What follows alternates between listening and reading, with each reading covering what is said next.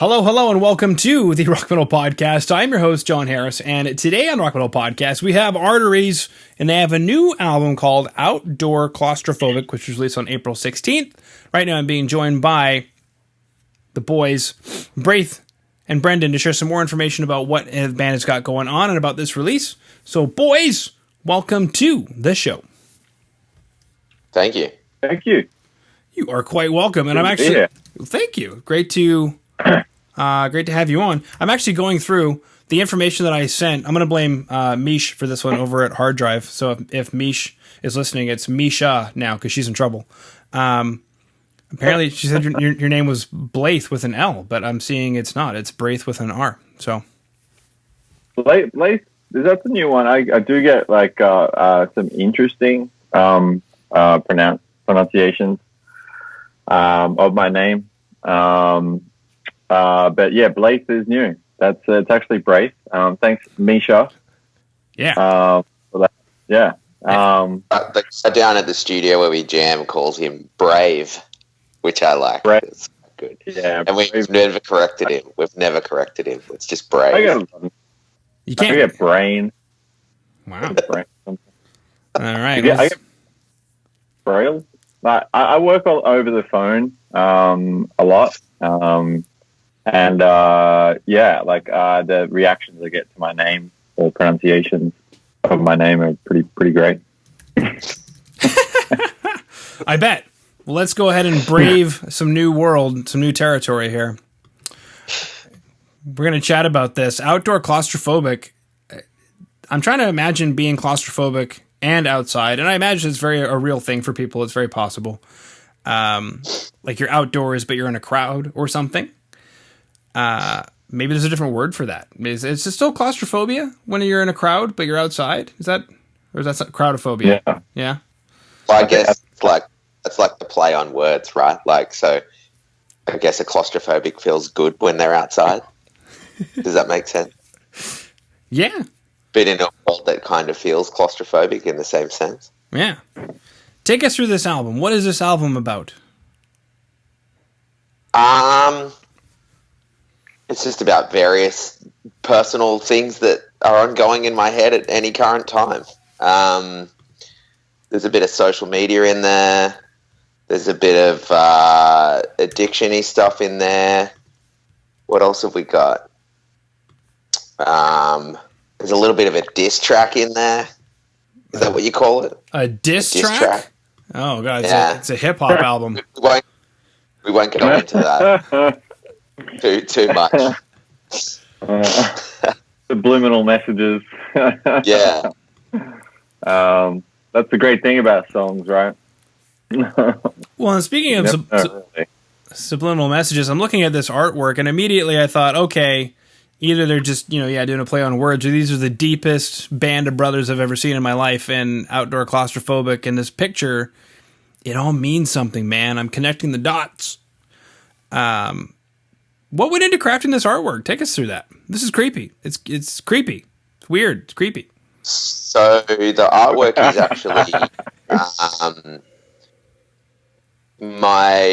actually my girlfriend's family. Best artwork I've ever seen. Yeah, we actually didn't do that much to it. So her dad is one of those old school dudes that has a lot of old photos of his family just in a giant box at their house. And I was going through the photos one day and I got to that one. And the photo as you see it, besides the color and the people's faces, is exactly how it is. So it was a double negative. It's from about 1930 something, I think. And I just looked at the image and I went, oh man, this would make a great photo for an album cover. And then I got a friend of mine to grade it. He graded it with the color. His name's Wazim Bazzi. He does great stuff. Check him out. And he messed with the faces a little bit, made them look nice and creepy. And the single covers that we have also were found in that box as well. So I found a few other really cool photos that I thought we could make really creepy as well. And that's what the single covers as well. If you look on Spotify, you can see all the different artworks. and they just slot in together really nicely. Yeah, a very price efficient and good way. Go through your family photos, people. Go through your family photos for metal album covers. Mm-hmm. I agree. Yeah. Because I'm looking at it and I'm like, man, where did you guys piece this stuff together? But it's real. It's pretty cool. Yeah. So that double negative, like that image, was that's the actual photo. That's what it looks like. Yeah, wow. Brendan pitched it to us, and I was like, I don't know how this is going to work. But he was like set on it. So I'm glad, you know, like there was a lot of other images too, like really creepy images of the kids, like dancing and stuff. And like, yeah, there was so much, but we only had like so many images to choose from. But yeah, like I'm super stoked with it. I think it looks great. I like it, but it's like you keep picking up things the more you look at it. If you go onto our Facebook, there's a cover photo of the entire artwork without any the logo or anything, like the album cover. If you guys want to check that out, it's pretty cool, and it's like, you know, 4K, and you know, you can zoom in on that shit. Seal the deets. Zoom in on that shit. Speaking of zooming in, some of these pictures have like masks and things. Did you guys Photoshop those on there to make it like pandemic relevant, or was this actual photos again, like plain nice? Yeah. Okay. We stuck a mask on Old Mate on the right, I think. That is pandemic relevant. Yeah. Okay. I don't know if you've ever played Fallout. Like, that one gives me a little Fallout vibes, because it's like the you know, the 40s kind of detective with the decaying face and mask. It's like, it's really cool, that one. I think that's, yeah, her uncle and some family members that we've just like knocked their faces into skeletons. Yeah. It's kind of fucked up. Like, I don't know. We haven't even asked Chan like how she feels about it, or like I don't know if you.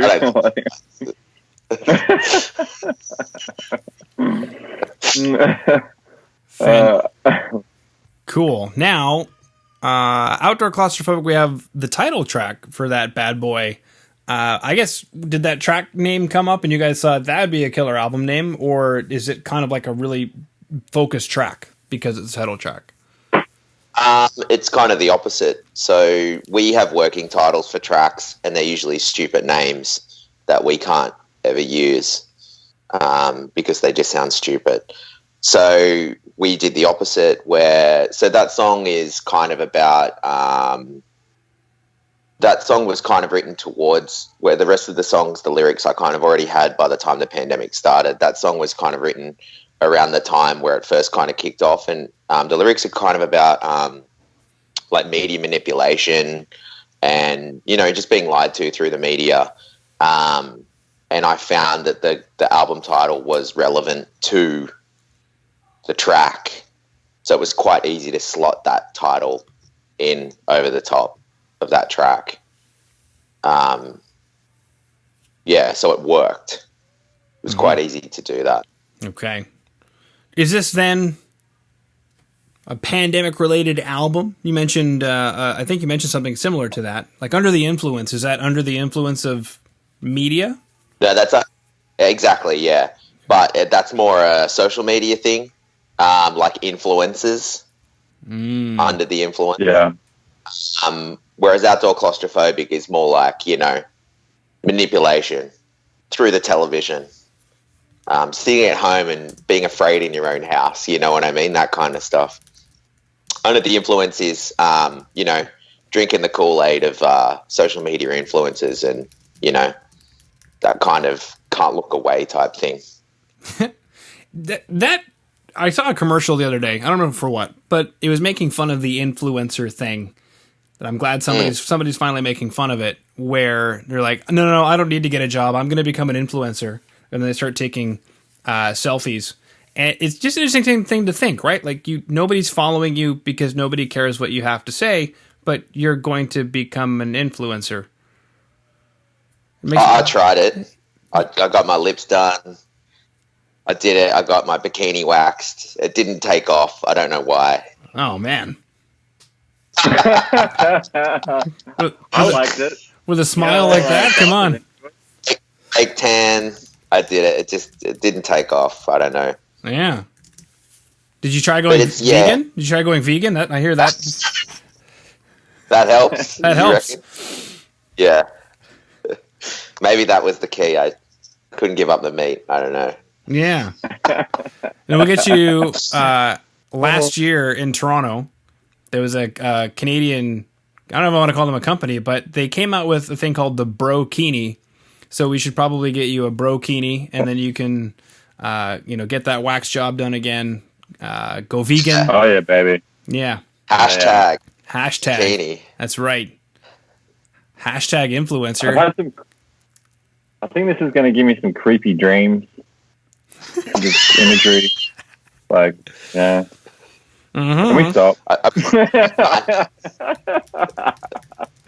No, I think like a tutu, maybe some,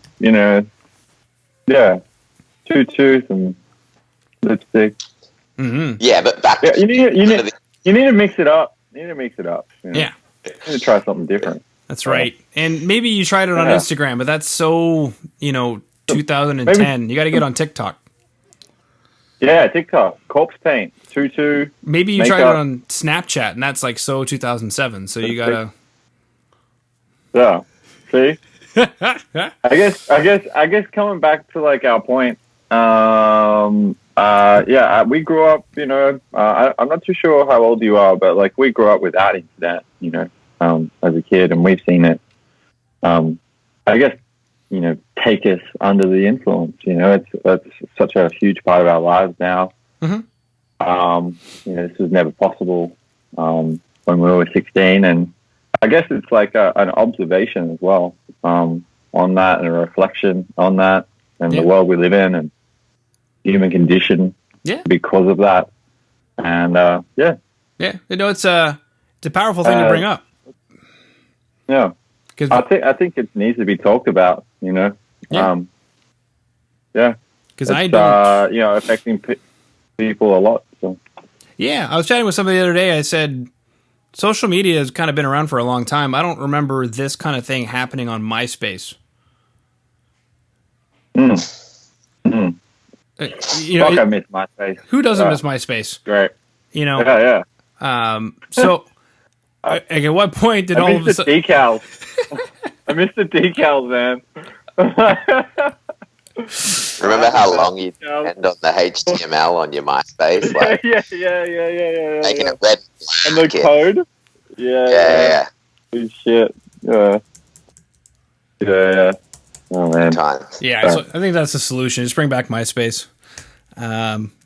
Cool. So we chatted about the album Outdoor Claustrophobic. We chatted about double exposure photos, which was cool and creepy. We chatted about becoming an influencer.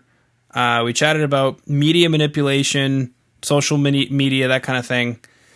We chatted about bringing back MySpace. I dig the record as a whole. I think that I really like the guitar tone, which I think that kind of guitar tone easily could have gone over the edge a little. And I'd be like wincing, going, "Oh God, what did you guys turn the presence down?" But like you guys nailed it to where it's edgy, but it's still a guitar. Yeah. That and shout out to Chris Blancato and Lance Prank. So Chris Blancato recorded Northlane's last album, Alien. He recorded our last album, This Will Destroy Us, before Outdoor Claustrophobic. And he's just an absolute genius. We actually, funnily enough, we recorded with a 6-string Evertune guitar for the tracking of this album. We tried to record with our 8 strings. However, we didn't have what's called Evertune, which keeps your guitar in tune. Yep. So we had massive tuning in issues. and we ended up recording with a freaking 6-string, but it sounded fat AF.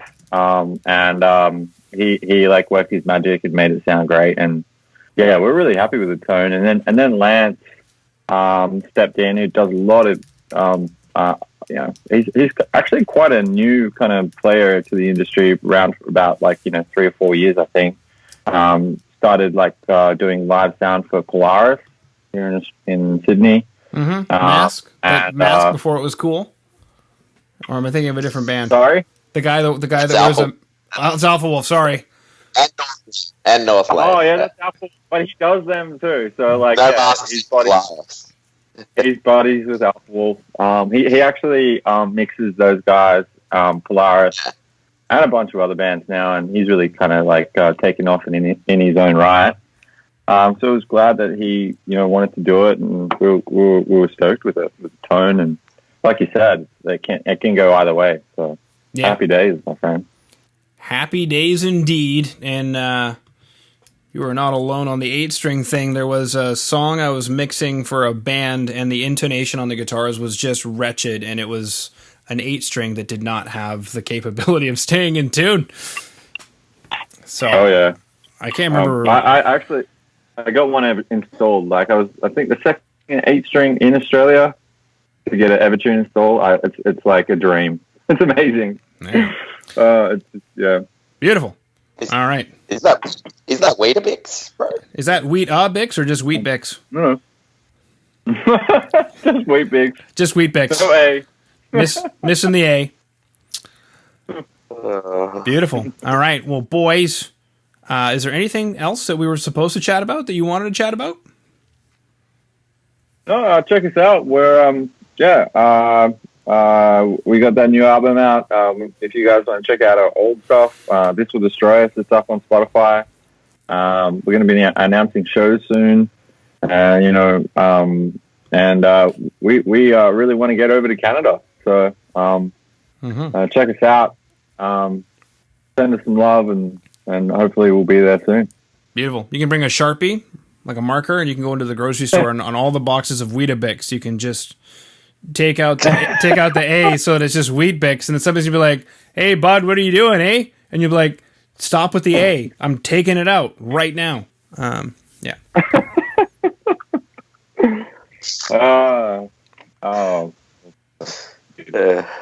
That's a good idea. I think I will do that. Beautiful.